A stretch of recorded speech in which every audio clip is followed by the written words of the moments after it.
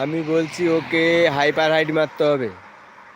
Height আছে দেখবে যেটা একদম ওকে মানে একদম high.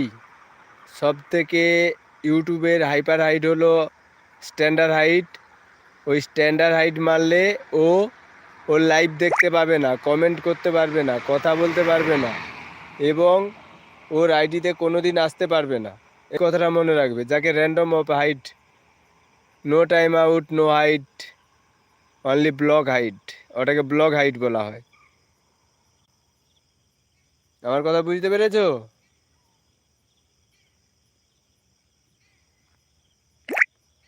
No time out, no height, hyper height, যাকে বলা হয় ব্লক অ্যান্ড হাইট।